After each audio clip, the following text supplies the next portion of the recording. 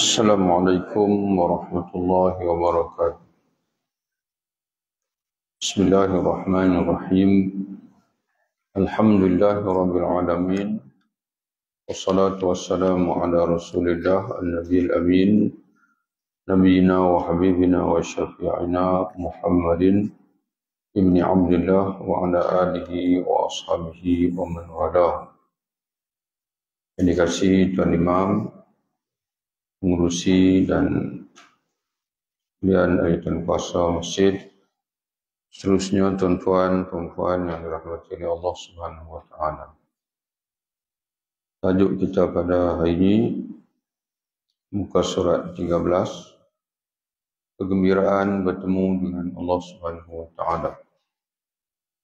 Nabi sallallahu alaihi wasallam bersabda, "Man ahabba liqa Allahi ahabba Allahu liqa'ah. Wa man kariha liqa Allah kariha Allahu liqa'ah." Siapa suka bertemu Allah, Allah suka bertemu dengannya. Siapa benci bertemu Allah, Allah juga benci bertemu dengannya. Di sini dapat kita temui dalam Sahih Al-Bukhari dan juga dalam Sahih Muslim dari sahabat Nabi Ubarah bin As-Samit radhiyallahu anhu. Jadi apa yang dimaksudkan dengan gembira bertemu dengan Allah Subhanahu wa taala, suka untuk bertemu dengan Allah? Sayyidatina Aisyah radhiyallahu anha, sebaik dia mendengar hadis ini daripada mulut Nabi sallallahu alaihi wasallam, dia faham sebagai tidak takut mati. Dia faham macam tu. Dan barang siapa yang suka bertemu Allah, maknanya tak takut mati. Dia berkata kepada Nabi sallallahu alaihi wasallam, tidak ada dari kami melainkan semuanya membenci kematian. Lantas Nabi sallallahu alaihi wasallam membetulkan kefahaman tersebut. Baginda menjelaskan, ia tidaklah bermaksud demikian, akan tetapi ingin menceritakan keadaan seorang mukmin tak kala dihadiri kematian. Dia diberi khabar gembira, seorang mukmin tak kala hampir kematian, diberi khabar gembira dengan keredaan Allah dan kemuliaan darinya, sehingga tidak ada yang paling disukainya melebihi apa yang ada di depannya, mana apa yang dia akan hadapi selepas mati, iaitu keredaan Allah, kegembiraan, kuburnya dilapangkan oleh Allah. Lantas dia suka untuk bertemu Allah dan Allah suka pula bertemu dengan dia. Itu maksudnya. Karena dia redha untuk mati dan karena dia tahu selepas kematian itu dia akan mencapai kebahagiaan, maka begitu juga Allah Ta'ala redha juga dengan dia. Sedang orang kafir pula, kata Nabi SAW, ketika dihadiri kematian, dia diberi khabar dengan azab Allah dan hukuman Allah yang bakal menantinya. Sehingga tidak ada yang paling dibencinya melebihi dari apa yang di depannya, mana apa yang dia tengok, apa yang dia akan hadapi. Lantas dia benci untuk bertemu Allah dan Allah juga benci bertemu dengan dia. Maknanya itu yang kita tengok dalam Quran ni, manusia ni dia minta balik, dia minta tangguh seketika. Ya Allah, boleh dah tangguh supaya aku ada lagi dapatlah peluang untuk mengucap kalimah syahadah, untuk buat amal soleh, kerana aku dah tahu dah, aku dah yakin dah. Jadi sebab itu para ulama dikaitkan hadis ini dengan satu hadis yang lain berkenaan dengan taubat. Allah Ta'ala sebut, Rasulullah sebutlah hadis, Allah Subhanahu Wa Ta'ala akan menerima taubat seorang hamba itu malam yugharghir, selama nyawa belum sampai di kongkong. Sebab ketika nyawa sudah sampai di kongkong, manusia berada beraktifa ini. Yang baik itu dia dah tahu dah, mana dia dah ditunjuk oleh Allah. Kalau sebelum ni, kalau kita ingat balik, ketika kita hampir mati, Allah Ta'ala dalam surah Fussilat, orang yang beriman dan istiqamah, pada ketika dia nak mati, para malaikat Allah turun untuk mententeramkan dia. Jadi semua benda dah nampak dah pada ketika itu. Orang kafir pun pada waktu itu pun dia nampak dah azab yang akan dia terima. Maka kalau waktu itu dia baru nak beriman, nak iman dia itu tidak ada lagi terbit daripada hati. Macam kita lah, benda matahari naik daripada timur. Itu bukan main daripada hati, sebab benda macam tu. Tak pernah orang kata saya beriman matahari akan muncul daripada timur. Yang beriman ni benda yang belum nampak. Sejauh mana kita percaya pada Rasul itu, akhirat, muslihan, apa yang akan berlaku selepas kematian. Kalau benda tu dah benda semua orang tahu, itu tak timbul istilah iman. Tak perlu beriman pun. Memang benda tu benda yang kita terpaksa terima. Tapi kalau masalah mata akhir zaman nanti, bila berlaku ini dekat hampir kiamat nanti matahari naik daripada barat, yang tu iman. Kerana dia belum berlaku.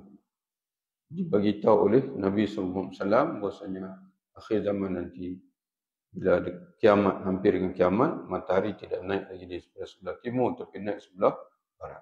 Ini menyebabkan ada yang percaya, ada yang tak percaya. Kita orang beriman, kita percaya. Jadi tuan-tuan sekalian, sebab itu hiduplah di dunia ini untuk mencari redha Allah. Niscaya kita akan gembira bertemu Allah. Kalau kita ni sepanjang masa ni hidup mencari redha Allah, maka nanti bila kita nak mati, kita tahu kita akan bertemu dengan Allah, maka itulah kematian yang baik. Kita redha. Jadi kalau kita nak ukurkan yang lain-lain, sama juga tuan-tuan sekalian. Kalau kita nanti dalam kubur nanti malaikat tanya siapa Tuhan kamu, kenal tak kamu dengan Nabi kamu, ataupun siapa Nabi diutuskan kepada kamu. Hari ini pun kita dah sebut dah, la ilaha illallah Muhammadur Rasulullah. Jadi dalam kubur nanti ni kita hanya ulang balik je. Tapi kalau orang di dunia ini, dia tak pernah sebut la ilaha illallah. Dia tak pernah pun sebut asyhadu anna Muhammadar Rasulullah. Dia tak pernah menghadap kiblat. Jadi macam mana dia nak jawab ketika malaikat bertanya? Kerana dia di dunia pun dia tak pernah hirau pun ucapan-ucapan yang tersebut. Jadi sebab itu mungkin wallahu alam lah, hadis tak pernah kita jumpa lagi. Tapi selalu orang sebut orang yang dia apabila dilaungkan azan, dia jarang-jarang jawab azan, bimbang takut nanti dia mati, nanti dia tak boleh nak melafazkan la ilaha illallah, dan dalam kubur nanti pun dia tak boleh nak jawab soalan malaikat munkar nakir itu. Hadis tak pernah jumpa lagi lah. Tapi dari segi logiknya macam tu. Kalau dia di dunia pun, dia tak pernah ambil hirau pun. Dengan azan bagi dia macam dengar suara biasa. Kok dia nak jawab, koklah dia nak respon dan sebagainya, tak pernah langsung. Bimbang nanti dia jadi keliru nanti apabila dia berdepan dengan soalan malaikat munkar nakir. Kemudian tajuk berikutnya, mati dengan kalimah syahadah. Sabda Nabi SAW, man kana akhiru kalamihi la ilaha illallah dakhala jannah. Sesiapa yang ucapan terakhirnya ialah la ilaha illallah, nescaya dia akan masuk syurga. Hadis dalam Sunan Abu Daud dari Muaz bin Jabal radhiyallahu anhu, menurut Syekh Shu'aib Al-Arnaud yang menyemak hadis-hadisnya dalam Sunan Abu Daud, kata dia hadis sahih. Satu hari Umar radhiyallahu anhu melihat Talhah bin Ubaidillah yang sedang berserabut memikirkan sesuatu. Lalu dia pun tanya, ada apa dengan kamu? Umar tanya Talhah. Lalu Talhah menjawab, aku sedang memikirkan tentang kalimah yang jika diucapkan seorang hamba Allah ketika hampir kematiannya, rohnya akan tenang tak kala keluar dari jasadnya, dan baginya nur atau cahaya pada hari kiamat. Ini Talhah sahabat Nabi ni sama-sama sahabat mereka bersembang. Dia kata dia sedang fikirkan satu kalimah yang apabila diucapkan oleh seorang hamba Allah ketika dia nak mati, roh itu akan keluar dengan tenang dan juga ada cahaya untuk dia sampai kiamat nanti. Kata dia, aku ada mendengarnya namun tidak sempat bertanya Nabi semasa hayatnya. Dan tidak pula baginda pernah memberitahuku, balas Talha. Bila Umar tanya dia, kamu ni duk fikir apa, duk serabut. Lalu Umar kata, aku tahu kalimah itu. Umar jawab. Umar kata, aku tahu kalimah yang kamu cari itu, aku tahu. Apa dia, tanya Talha. Itulah kalimah yang diajar Nabi SAW kepada bapa saudaranya Abu Talib ketika hampir kematiannya, iaitu kalimah la ilaha illallah. Sebab itu, tuan-tuan sekalian, dalam hadis lain, Nabi kata apa?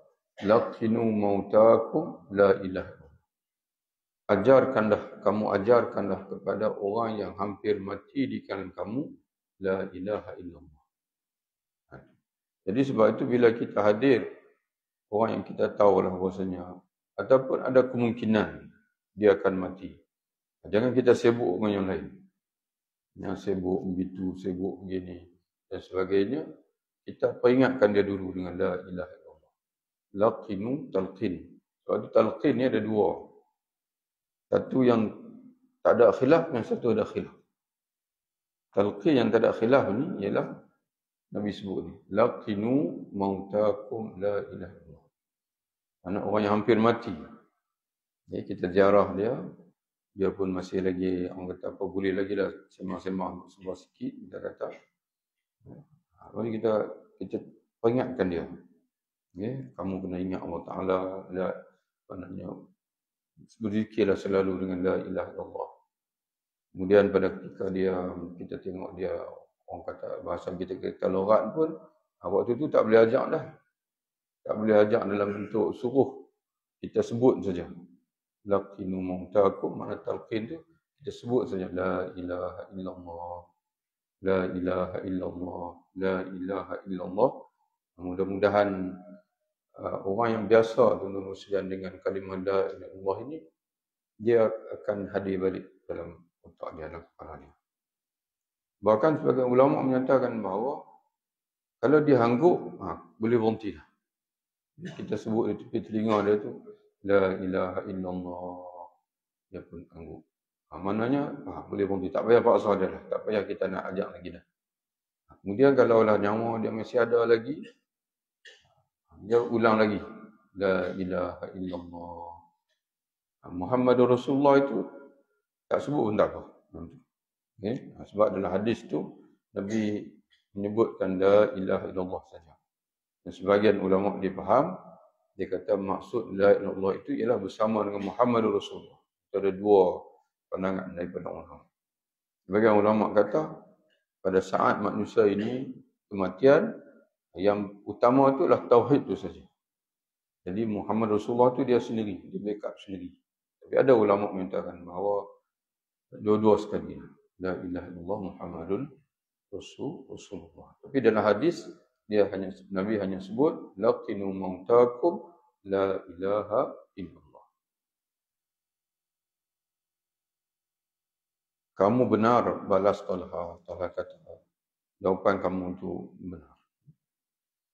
Jadi hadis ini, tengok nota kaki di bawah tu, kisah ni lah dapat ditemui dalam Musnad Imam Ahmad. Menurut Syekh Syuaib Al-Arnaud, hadis sahih. Jadi peliharalah kalimah la ilaha illallah dalam jiwa kita, dalam diri kita, jiwa dan hati kita. Sematkanlah dalam hati agar hati terus bersuara dengannya hingga akhir hayat. Sekalipun ketika itu lidah telah keluh, namun hati tetap bersuara dengan kita. Ini penting tuan-tuan sekalian. Sebab apa?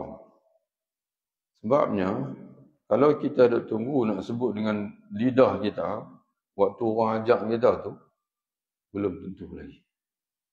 Belum tentu. Yang pertama sekali, ramai orang dia mati ketika tengah koma. Itu yang pertama. Yang kedua, Ada orang mati mengejut. Ada yang mati mengejut. Sama ada tengah koma ke, mati mengejut ke, lidah memang tak boleh sebut la ilaha illallah, tapi hati macam mana? Jadi sebab tu yang hati tu yang dia ambil kira. Hati dia ambil kira. Ada orang lidah sebut tapi hati tak pernah yakin. Itu dia panggil munafik. Orang munafik. Ada orang lidah tak boleh sebut, bisu. Tapi hati dia menghadirkan la ilaha illallah. Jadi sebab itu, kalau kita boleh dua-dua sekali, itu lagi baiklah. La ilaha illallah. Kita hampir mati tu, la ilaha illallah. Muhammadur Rasulullah. Hati dengan lidah sekaligus. Tapi kalau tak boleh dengan lidah, hati kita ni tak pernah, orang kata apa, tak pernah berpisah dengan la ilaha illallah. Itu yang pentingnya. Mana kita mati, ketika kita mati itu, dalam hati kita ini, dari segi ketuhanan, dari segi tauhid, memang tak pernah lekang, tak pernah dipanggil, tak pernah berpisah daripada hati kita. La ilaha illallah. Dia sebut apa dalam sekalian? Dia sebut suara hati. Nah, suara hati kita itu yang paling penting sekali. Kemudian mati dalam tauhid. Mati dalam tauhid. Sabda Nabi SAW, "Atani atin min Rabbi fa akhbarani aw qala basharani annahu man mata min ummati la yushriku billahi syai'an dakhala jannah. Qultu wa in zana wa in saraq, qala wa in zana wa in saraq." Aku dikunjungi malaikat. Kata ulama itu malaikat Jibril. Kata Nabi, malaikat telah mengunjungiku dari Tuhanku. Karena wakil daripada Tuhan. Allah Ta'ala suruh datang menemuiku. Lalu memberitahu aku khabar gembira. Siapa di kalangan umatmu, wahai Muhammad SAW, yang mati tanpa dia mensyirikkan sesuatu dengan Allah, akan masuk syurga. Aku bertanya, sekalipun dia pernah berzina dan mencuri. Malaikat itu membalas, Jibril membalas, ya, sekalipun dia pernah berzina dan mencuri. Tapi dia mati dalam keadaan hati yang mentauhidkan Allah, tidak pernah syirik kepada Allah, lambat laun dia pasti akan masuk syurga. Dia pasti akan masuk syurga, dia tak akan kekal dalam neraka. Itu tuan-tuan sekalian, nilai la ilaha illallah. La ilaha illallah Muhammadur Rasulullah.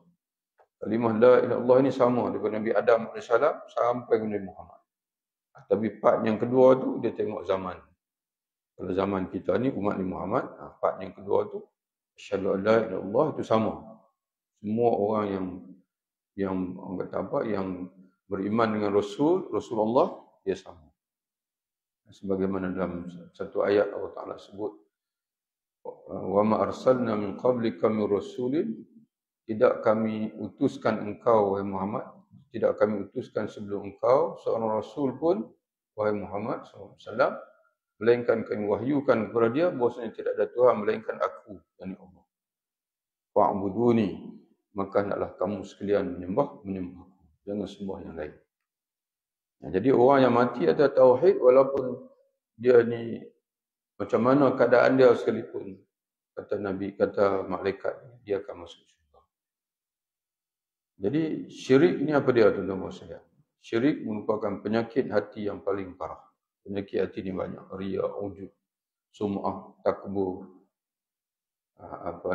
macam-macam lagi lah. Tapi yang paling parah sekali adalah syirik. Nah, itu yang paling parah sekali. Mati dalam syirik merupakan su'ul khatimah, mati yang buruk. Menutup pintu keampunan.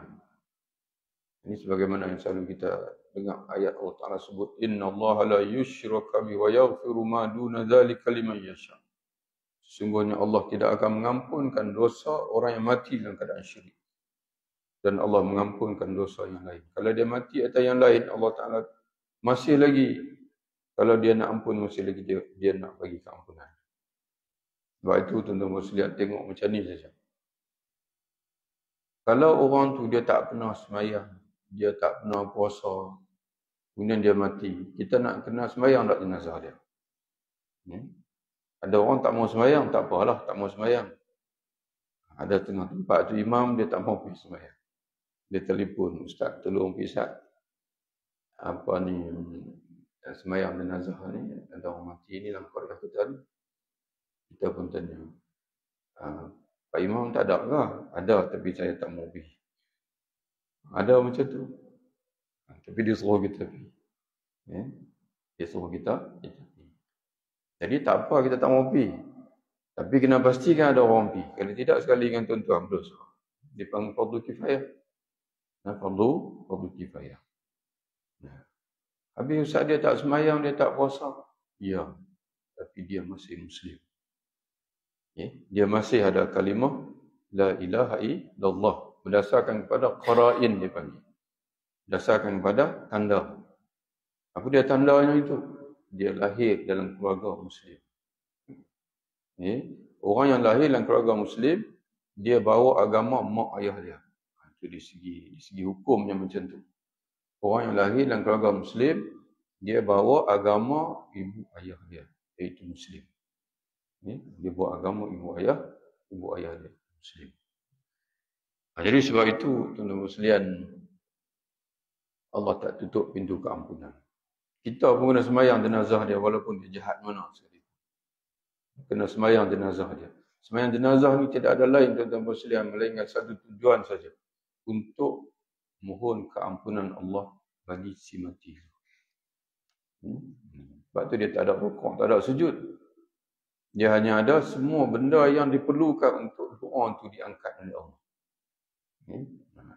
Fatihah ada Alhamdulillah di situ. Kemudian selawat. Kemudian doalah. Allahumma ighfir lahu. Cukuplah. Kalau nak kira dari segi syarat tu, yang panjang tu, Allahumma ighfir lahu warhamhu wa'afi wa'fu anhu. Itu yang terbaik. Tapi kalau seorang tu saya ustaz, saya tak hafal lagi ni doa Allahumma ighfir lahu warhamhu wa'afi wa'fu anhu. Kamu baca saja Allahumma ighfir lahu. Allahumma ighfir lahu. Allahumma ighfir lahu. Itu dah kira dah memenuhi dah. Iaitu rukun sembahyang jenazah apa tuan-tuan? 4 takbir. Sama ada nak angkat tangan, kata angkat tangan. Kalau kita mazhab Syafi'i, sunat angkat tangan. Semua takbir. Ada qaul kata kali pertama saja. Kali pertama saja. Yang lain-lain itu mulut saja. Allahu Akbar. Allahu Akbar. Sebab tu kita tengok di pulau itu ada yang buat begitu. Ini ada yang dia angkat kali pertama saja. Sebab tidak ada keterangan daripada Nabi masalah angkat tangan. Dia bagi salat jenazah. Maka mazhab Syafi'i dia kiaskan kepada sembahyang biasa. Dia kiaskan kepada sembahyang biasa. Dan juga qaul kalau tak silap daripada Ibnu Umar. Sahabat Nabi Ibnu Umar, perbuatan dia angkat tangan. Mengangkat tangan. Dan ada di kalangan, mungkin ada di kalangan sahabat-sahabat lain yang angkat tangan, Allahu a'lam. Jadi menyebabkan ada qaul yang kata kali pertama saja. Jadi yang baki itu mulut sajalah. Kerana masih qiyam. Qiyam mulut saja. Allahu Akbar. Dia mesti 4 kali. Kemudian selepas takbir itu Fatihah. Kemudian selawat untuk lepas takbir selawat. Yang ketiga tu doa. Dan mesti ada doa untuk si mati. Kalau dia lepas takbir tu dia baca doa lain. Dia baca doa lain. Tak sah sebenarnya. Sebab menjadi rukun mendoakan untuk si mati itu. Mendoakan ampunan Allah untuk si mati. Lepas takbir yang keempat, boleh terus bagi salam. Ataupun nak doa lagi pun boleh juga. Doa lagi pun boleh juga. Dalam masyarakat kita ni, dia doa lepas takbir yang ketiga, kemudian dia doa lepas takbir yang keempat. Tapi kalau di Masjidil Haram, dia panjangkan doa lepas takbir yang ketiga tu. Lama kita tunggu. Kita dah habis baca doa, dia tak baca doa. Tak habis lagi. Imam Masjidil Haram. Tapi lepas takbir yang keempat, terus dia bagi salam. Tapi dalam masyarakat kita, lepas takbir yang keempat tu, lama lagi. So, imam lama lagi dia ada doa lagi. Allahumma la tahrimna ajra wa la taftinna ba'da wa ghfir lana wa lahu. Itu terpulanglah, tidak jadi masalah dalam Muslim. Tapi yang pentingnya rukun tu Fatihah, kemudian selawat, memohon keampunan Allah untuk si mati dan juga memberi salam. Sekali lah lepas takbir yang keempat kita bagi salam. Jadi tuan-tuan sekalian, itulah nilai tauhid dia panggil. Bila seorang tu dia mati, dia tak pernah mensyirikkan Allah, maknanya belum tutup pintu untuk keampunan dia. Orang hidup pun boleh minta ampun dia lagi. Kita sendiri pun, tuan-tuan sekalian, walaupun dia macam mana sekalipun waktu dia hidup, kalau kita nak buat sesuatu untuk dia, masih boleh buat lagi. Bila kita teringat mak ayah kita dulu-dulu, ataupun datuk nenek moyang kita dulu-dulu, tuan-tuan sekalian, kadang-kadang tuan-tuan pun tahu, kadang-kadang sembahyang pun tak cukup. Orang dulu nak buat macam mana? Kan kita pun tak payah nak sebut-sebut dah. Tapi kita masih boleh buat sesuatu untuk mereka. Allah Ta'ala masih bagi peluang untuk kita. Sebab mereka tu mati dengan la ilaha illallah. Mati di atas tauhid. Boleh nak bersedekah untuk mereka, boleh nak buat korban untuk mereka pun boleh. Kalau mengikut pandangan lain pada Syafi'i lah, mazhab Syafi'i ni dia agak ketat sikit. Nak buat korban untuk orang yang dah mati, mesti dia pesan sebelum dia mati. Kalau dia tak pesan, tak boleh, tak sampai. Itu mazhab Syafi'i, begitu. Jadi sebab itu, kalau anak sendiri, kalau orang kata, Ustaz, saya nak buat untuk ayah saya, kita terimalah juga atas mazhab lain. Mazhab lain kata, dia macam hukum sedekah. Mana tak perlu dia pesan. Tidak perlu dia pesan. Tapi mazhab Syafi'i, memang kalau dia pesan, baru boleh. Kalau tidak, kalau buat pun, dikira tak sampai. Dan tidak sampai. Tapi kita ambil daripada pandangan lain lah, sebab kita nak perluaskan, dia panggil apa, ruang ibadat untuk mak ayah kita. Selalunya untuk membuat untuk mak ayah. Tapi satu tuan-tuan sekalian yang nak kena ingat. Korban untuk si mati ni, dia 100% dia jadi hak fakir miskin. Maknanya, itu juga kena satu masalah juga tu. Bila kita penganjur nak buat tu. Maknanya, dia kena pisah terus. Dan 100% itu pas pada fakir miskin. Orang yang buat korban pun tak boleh makan. Orang kaya pun tak boleh makan. Mana kaya ni, mana orang yang dia, orang kata apa, tak masuk dalam asnaf, mana tak boleh. Tak boleh makan. Itu dia, di situ kena parti, kena buat korban. Maksud apa tuan-tuan sekalian buat korban untuk si mati ni? Tuan-tuan sekalian kena beza tu antara dua. Satu, kita buat korban niat saja untuk si mati. Nama kita. Itu dia macam korban biasa. Cuma pahala sampai dekat dia. Dari segi pengagihan, dari segi apa semua tu sama yang tu. Tapi untuk korban yang dimaksudkan oleh ulama, korban untuk si mati tu, yang mana kena pesan dia kalau ikut mazhab Syafi'i. Kemudian berdaging pula atau fakir miskin, iaitu nama tu kita letak nama si mati. Nama tu masuk nama si mati. Dah jadi hak dia si mati. Maka sebab itu yang boleh makan tu adalah dia panggil fakir miskin saja. Itu sebagaimana difatwakan oleh alim, oleh ulama kita. Jadi kerana itu yang paling baiklah tuan-tuan sekalian ialah kita letak nama kita, tapi kita niat dalam hati itu adalah untuk, ya Allah, terimalah korbanku ini dan sampaikanlah kepada mak ayahku. Macam tu. Ya Allah, terimalah korban ini daripada aku, ya Allah.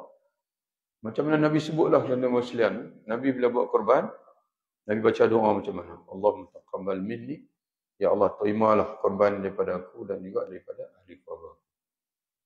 Kemudian Nabi pernah juga buat, ya Allah, terimalah korban daripada aku dan juga daripada umatku. Ini para ulama fatwakan masuk sampai hari kiamat. Termasuk kita sekali masuk dalam korban Nabi SAW. Sebaliknya pula itu mati dalam tauhid. Mati dalam tauhid merupakan husnul khatimah. Mati dalam syirik, su'ul khatimah. Mati dalam tauhid, itulah husnul khatimah. Maka jauhilah syirik sejauh-jauhnya. Sama ada syirik akbar atau syirik asghar. Syirik akbar merosakkan agama, syirik asghar pula merosakkan amalan. Kedua-duanya akan menjadi penyebab kematian yang buruk. Kemudian tuan-tuan sekalian, kita boleh baca satu tajuk ni. Pada ni. Ni buku ni nipis pun ni. Baca banyak tajuk. Korban nazar. Ya, korban nazar mengikut mazhab Syafi'i sama dengan korban untuk orang mati. 100% untuk fakir miskin. Tapi ikut mazhab Malik, mazhab lain, dia sama aja. Cuma taman nazar tu wajib. Dia jadi wajib, tak boleh tarik balik. Tak boleh tarik balik. Tapi kalau tuan-tuan tak nazar, pulanglah. Contoh macam tahun ini, rasa macam nak buat korban lah. Tuan bersimpanlah duit. 750 dia kata. Mai dekat-dekat korban pula, tak jadilah pula duit nak kena perlu lain. Tak apalah, benda tu orang kata apa, benda hasrat hati. Tapi kalau tuan-tuan sebut, tahun ni saya bernazar untuk buat korban satu tumpuk. Wajiblah buat. Kena buat. Wajib. Mana kita mewajibkan. Nazar mana apa? Mewajib ke atas diri sendiri, suatu ibadat yang asalnya sunat. Itu makna nazar. Mewajib ke atas diri sendiri. Nazar ni bagus tu dalam persiapan. Untuk supaya kita ni, orang kata apa, tak dindong-dindong lagi. Maknanya memang kita tegas ke atas diri kita. Yang tak bagus itu ialah nazar mu'allaq yang dipanggil. Nazar yang kita ikat dengan sesuatu. Yang Nabi sebut dalam satu hadis, ibadat orang bernazar ni ibadat orang kedekut. Ibadat orang kata kedekut. Berkira dia panggil. Contoh macam mana? Kalau hasil padi saya tahun ni dapat 3 tan, solong, saya bernazar nak buat korban. Tiba-tiba tak dapat 3 tan, dapatlah 2.9. 2.9 tan. Dapat. Lega, tak payah buat nazar. Jadi makna sebab tu dia ibadat orang kedekut yang disebut. Maknanya tak bagus.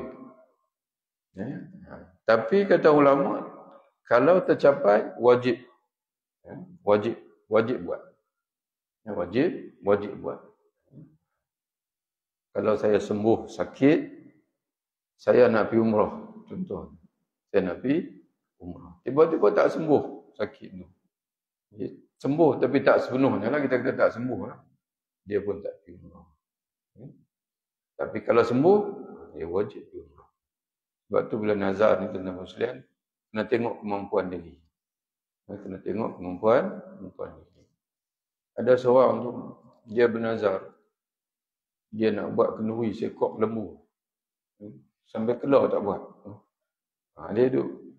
Dia duduk mengaduhai sampai beberapa kali. Saya ada nazar ni saat ni. Tak buat begini macam mana nak buat ni. Kata awak tak buat. Kata. Seekor lembu Ustaz, 4,000 Ustaz. 4,000 seekor lembu. Duduk kira, duduk impun-impun. Tak pernah cukup. Tapi sebenarnya dia ada penyelesaian dia. Dia ada penyelesaian dia.